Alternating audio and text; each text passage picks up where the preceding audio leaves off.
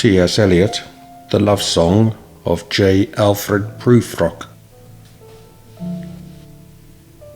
Let us go then, you and I, when the evening is spread out against the sky like a patient etherized upon a table. Let us go through certain half-deserted streets, the muttering retreats of restless nights in one-night cheap hotels and sawdust restaurants with oyster shells. Streets that follow like a tedious argument of insidious intent to lead you to an overwhelming question. Oh, do not ask, what is it? Let us go and make our visit. In the room the women come and go, talking of Michelangelo. The yellow fog that rubs its back upon the window panes, the yellow smoke that rubs its muzzle on the window panes, licked its tongue into the corners of the evening, lingered upon the pools that stand in drains, let fall upon its back the soot that falls from chimneys, slipped by the terrace, made a sudden leap, and seeing that it was a soft October night, curled once about the house and fell asleep. And indeed there will be time for the yellow smoke that slides along the street, rubbing its back upon the window panes. There will be time to prepare a face to meet the faces that you meet. There will be time to murder and create, and time for all the works and days of hands that lift and drop a question on your plate. Time for you and time for me, and time yet for 100 indecisions and for 100 visions and revisions before the taking of a toast and tea.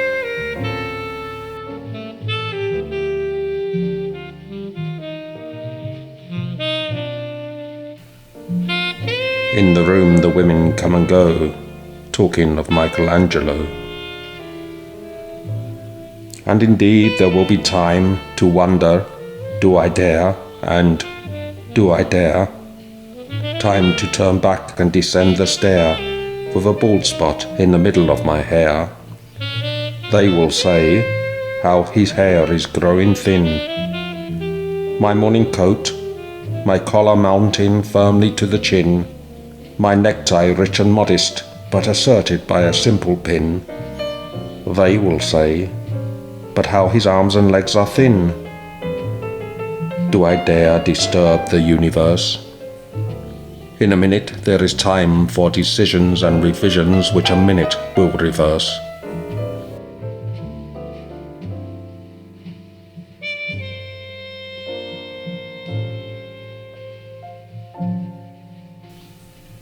For I have known them all already, known them all. Have known the evenings, mornings, afternoons. I have measured out my life with coffee spoons. I know the voices dying with a dying fall beneath the music from a farther room. So how should I presume? And I have known the eyes already, known them all.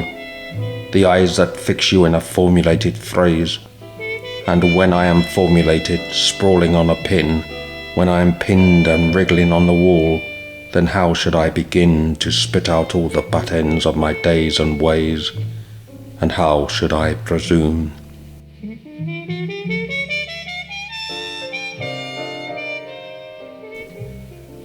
And I have known the arms already, known them all, arms that are braceleted in white and bare, but in the lamplight downed with light brown hair. Is it perfume from a dress that makes me so digress?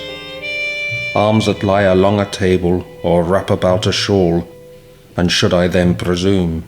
And how should I begin? Shall I say, I have gone at dusk through narrow streets and watched the smoke that rises from the pipes of lonely men in shirt sleeves, leaning out of windows? I should have been a pair of ragged claws scuttling across the floors of silent seas.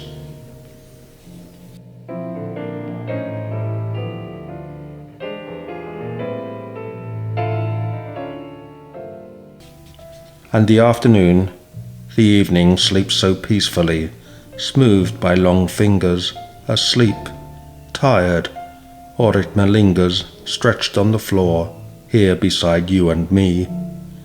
Should I, after tea and cakes and ices, have the strength to force the moment to its crisis? But though I have wept and fasted, wept and prayed, though I have seen my head, grown slightly bald, brought in upon a platter, I am no prophet, and here's no great matter. I have seen the moment of my greatness flicker, and I have seen the eternal footman hold my coat and snicker, and in short, I was afraid. And would it have been worth it, after all, after the cups, the marmalade, the tea, among the porcelain, among some talk of you and me, would it have been worthwhile to have bitten off the matter with a smile, to have squeezed the universe into a ball, to roll it towards some overwhelming question, to say, I am Lazarus, come from the dead, come back to tell you all, I shall tell you all, if one, settling a pillow by her head, should say, that is not what I meant at all, that is not it at all. And would it have been worth it after all? Would it have been worthwhile, after the sunsets and the dooryards and the sprinkled streets, after the novels, after the teacups, after the skirts that trail along the floor, and this and so much more? It is impossible to say just what I mean, but as if a magic lantern threw the nerves in patterns on a screen, would it have been worthwhile if one, settling a pillow or throwing off a shawl and turning toward the window, should say, that is not it at all, that is not what I meant at all. No, I am not Prince Hamlet, nor was meant to be. Am an attendant lord, one that will do to swell a progress, start a scene or two, advised the prince. No doubt an easy tool, deferential, glad to be of use, politic, cautious and meticulous, full of high sentence but a bit obtuse, at times indeed almost ridiculous, almost at times the fool. I grow old, I grow old. I shall wear the bottoms of my trousers rolled. Shall I part my hair behind? Do I dare to eat a peach? I shall wear white flannel trousers and walk upon the beach. I have heard the mermaids singing, each to each. I do not think that they will sing to me. I have seen them riding seaward on the waves, combing the white hair of the waves blown back, when the wind blows the water white and black.